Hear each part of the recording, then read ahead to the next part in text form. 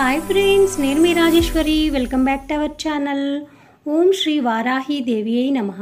Friends, ఏ వ్యక్తికైనా సరే జీవితంలో ఎదుగుతున్నప్పుడు దృష్టి దోషం కలుగుతుందని నమ్ముతుంటారు. అలాంటి దృష్టి దోషాలు, దిష్టి దోషాలు, నరఘోష, మానసిక వ్యాధులు, సమస్యలు, పిశాచ పీడ, భయాందోళనలు వంటివి తొలగడానికి వారాహి మాత పూజ చాలా విశేషమైనదని పండితులు చెబుతున్నారండి. వారాహి నవరాత్రి ఉత్సవాల్లో సమయంలో అమ్మవారిని పూజిస్తే నరఘోష తొలగుతుంది. ప్రతి ఏడాది కూడా ఆషాఢ శుద్ధ పాడ్యం నుంచి నవమి దాకా 9 రోజుల పాటు వారాహి నవరాత్రులు జరుపుకోవాలండి.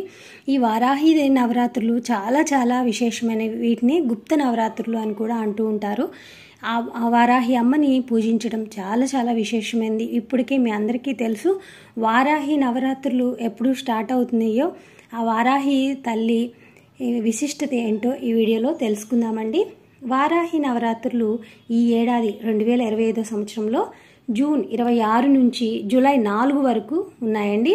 చాలామంది భక్తులు వారి వారి కోరికలు నెరవేరాలని, కష్టాలు తొలగిపోవాలని నిష్టగా వారాహి నవరాత్రులు జరుపుకుంటారు. వారాహిమాత పూజ ఫలితం ఏంటో ఇప్పుడు మీకు చెప్తానండి. వారాహి నవరాత్రుల సమయంలో పూజలు చేసి ఈ ఉత్సవాల్లో పాల్గొనటం వల్ల ఐశ్వర్యం కలుగుతుంది, శుభం కలుగుతుంది. అలాగే ఆధ్యాత్మికత అభివృద్ధికి, శుద్ధీకరణకు కూడా ఇది మంచి సమయం అండి. వారాహిమాత భక్తులు ఈ పండుగ సమయంలో ఉపవాసం చేస్తూ నిష్టగా పూజలు చేస్తూ ఉంటారు. దిష్టి దోషాలు, దృష్టి దోషాలు, నరఘోష, మానసిక సమస్యలు, ఆయాసం, ఆందోళనలు తొలగటానికి వారాహి మాత పూజ చేయడం చాలా చాలా మంచిది. అలాగే వారాహి మాతను ఆరాధించడం వలన గుర్తింపును పొందవచ్చు, అనుకున్న పనులు కూడా పూర్తి అవుతాయి, సత్ఫలితాలు పొందవచ్చు. చాలామందికి భూమి కొనటం కానీ, అమ్మటం కానీ ఇలాంటివి అడ్డంకులు వస్తూ ఉంటాయి. అవన్నీ తొలగిపోతాయండి అమ్మవారిని పూజించడం. అమ్మవారికి ఎలా పూజ చేయాలి అంటే, వారాహి నవరాత్రులు సాధారణంగా మన ప్రాంతాల్లో జరపరు. చాలామంది ఇళ్లలో అమ్మవారిని చిత్రపటాన్ని కూడా పెట్టుకోరు. అయినా సరే అమ్మవారికి ఈ నవరాత్రుల సమయంలో పూజ చేయొచ్చండి. రెగ్యులర్గా అయితే అమ్మవారి ఫోటో కూడా పెట్టుకోరు. అమ్మ చాలా పవర్ఫుల్, చాలా నిష్టగా ఉండాలి ఇంట్లో. అందుకనే విగ్రహాలు కూడా తీసుకొచ్చుకోకపోవడమే మంచిదండి. ఆ అమ్మని మనసులో తలుచుకుంటూ ఓం శ్రీ మాత్రే నమః లేదా వారాహిదేవియే నమః. ఈ నవరాత్రుల్లో మాత్రం వారాహిదేవియే నమః, వారాహిదేవియే నమః.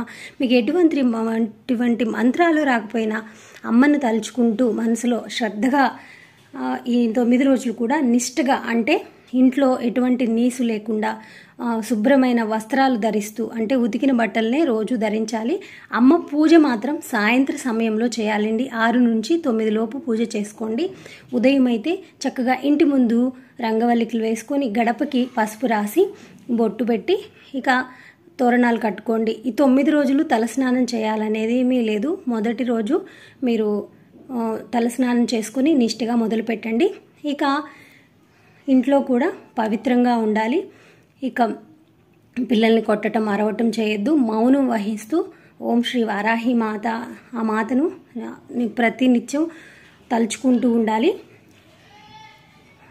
ఈ తల్లి చిత్రపటాన్ని పెట్టుకున్నా సరే ఈ 9 రోజులు నవరాత్రి సమయంలో పూజ చేయొచ్చండి. అందులో తప్పలేదు. పూజ చేసేటప్పుడు చిన్న ఫోటోను పెట్టి ఎర్రటి పూలను సమర్పించి అష్టోత్తరం చదువుకుని పూజ చేసుకోవాలి. దీపం, ధూపం, అష్టోత్తరం, నైవేద్యం, హారతితో పూజను పూర్తి చేయాలి.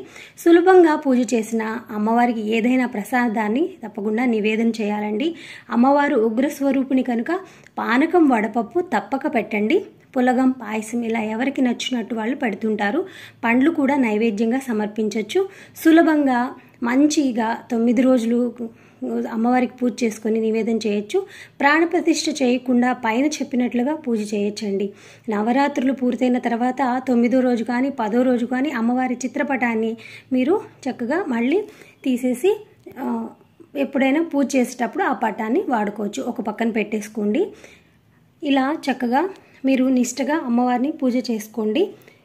ఆ తల్లి అనుగ్రహం పొందుతారని ఆశిస్తూ ఇంతటితో ఈ వీడియోని ముగిస్తున్నాను. జై వారాహి మాత.